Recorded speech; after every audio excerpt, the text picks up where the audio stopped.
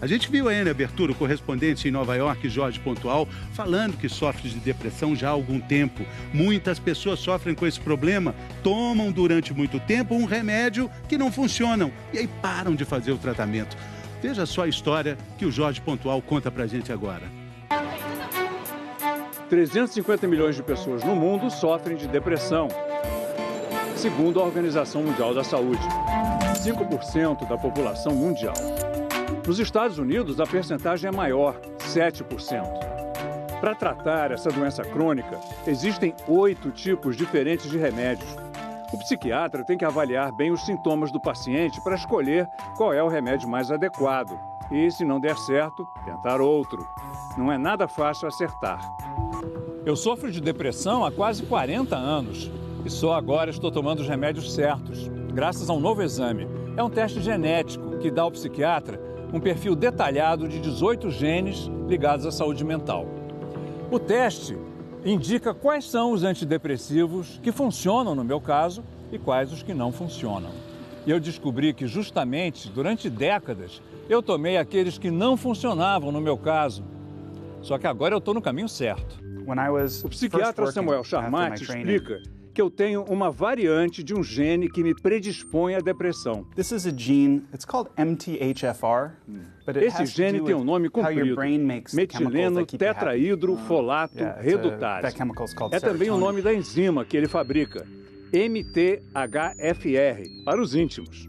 O médico diz que esse gene, MTHFR, determina como o meu cérebro fabrica uma substância que se chama serotonina, um neurotransmissor. Ela faz a gente se sentir feliz, se sentir calmo, diz o Dr. Charmat. Quando falta serotonina, a gente fica ansioso e deprimido. O que o gene faz é fabricar a enzima MTHFR, que por sua vez pega o ácido fólico dos alimentos e transforma em metilfolato.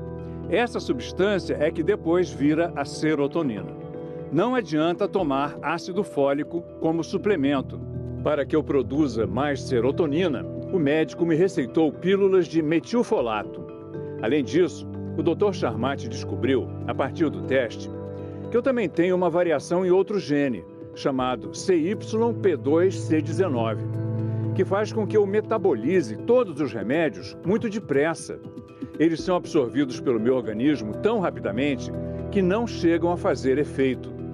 O resultado do teste veio com a lista dos antidepressivos que não funcionam para mim, porque eu tenho esse gene que faz com que eu os absorva depressa demais. E eram justamente aqueles que eu tomei durante décadas. A boa notícia é que vem também a lista dos antidepressivos que funcionam, e ela é bem mais longa. Agora que eu estou tomando o metilfolato e o antidepressivo certo, minha vida mudou. Meu humor ficou estável, sem aqueles altos e baixos, em geral mais baixos do que altos de antes. A depressão ficou sob controle. O teste é caro, mas já é coberto por alguns seguros de saúde aqui nos Estados Unidos. No mesmo teste, o Dr. Charmat descobriu ainda que eu sou hiperativo. Pergunto se preciso tomar remédio para isso. Não, diz o médico, porque você achou o trabalho ideal para quem é hiperativo. Because you found the job that's perfect for you. O trabalho ideal que ele desempenha tão brilhantemente. Valeu, Jorge Pontual. Bom, vamos começar a entender, né, para a gente começar a discussão, o que é o DNA e onde ele está. Que estrutura tão complexa é essa, doutora? É o nosso código genético, né? Sem ele, não existiria nada, né? E cada vez mais que a gente vai desvendando esse código genético e as informações contidas nele e correlacionando com casos como depressão ou outras alterações antigamente chamadas comuns, né? A gente consegue tratar o paciente de uma forma um pouco mais específica. Mas é importante a gente entender essa molécula. Entender Né? que dentro da célula existe muita informação. Vamos partir de uma única célula, que está representada com essa caixa aqui. A célula está aí. Mas vamos abrir, vamos revelar, então, o que a gente pode investigar. A gente abrindo a célula, a gente tem aqui, numa primeira instância, o núcleo. Dentro da célula a gente tem o núcleo e agrupadinho dentro desse núcleo tem os cromossomos, como se fosse uma biblioteca, uma biblioteca compactada onde está a informação genética.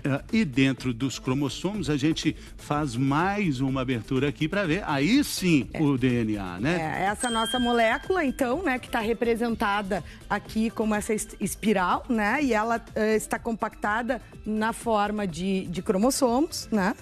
E dentro dos cromossomos, aí sim, dentro do DNA, né? A gente tem os genes, né? Isso, Na verdade, está representado aqui por um colar, mas que tem realmente essa extensão real de 2 metros de informações. Nosso DNA, em cada núcleo de cada célula do nosso organismo, a nossa informação genética está lá contida, cerca de 20.500 genes em todas as células. Então, são bilhões de informações, né, contidas no núcleo de cada célula. No caso do Jorge Pontual, o que foi analisado? Foi uma pérolazinha dessa? Provavelmente foi escolhido alguns pontos desse DNA para ser analisado, né? Alguns genes específicos. Os pedacinhos desse colar. Pedacinhos desse colar. Não foi avaliado todo o colar na sua extensão. Eu não sei, até a gente pode avaliar, mas eu não sei. Mas provavelmente foram avaliadas regiões desse colar que então demonstraram essas alterações. E que revelam muito sobre cada um, né? Exatamente. É uma coisa que todo mundo tem e é diferente aqui no programa. Por exemplo, a gente está revelando que nós temos, né? Vem cá, doutora, um código de barras, né? Como um produto do supermercado. O doutor Fernando Maluf também tem o dele. Eu tenho o meu também. Cada um tem o seu. Né? Cada um tem um código de barras desde quando nasce e isso tem uma identificação isso pode trazer assim, fazer uma leitura do que nós somos, temos e seremos, não é, doutora? Com certeza. Aqui estão todas as nossas informações e as nossas características, tanto físicas quanto predisposição para a doença, quanto alterações genéticas bem específicas. Então, essa informação está toda contida em nosso DNA. Aí, doutor Maluf, a gente pode até ver a predisposição a um caso de câncer, né? Exato. Acho que é importante primeiro pontuar que de cada 100 pacientes com diagnóstico de câncer, 5 a 10 a causa é puramente genética, ou seja, não tem nenhuma relação com o fator ambiental.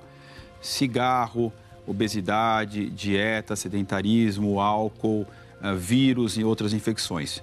Ou seja, então o número do componente genético puro, ele é pequeno, tá? Que é, na verdade, essas síndromes genéticas que estão relacionadas com vários tumores conhecidos, como câncer de mama, câncer de ovário, câncer de intestino e câncer de próstata, entre outros. Esses são os mais comuns, os tipos mais comuns de câncer que a gente pode encontrar numa averiguação assim, doutor?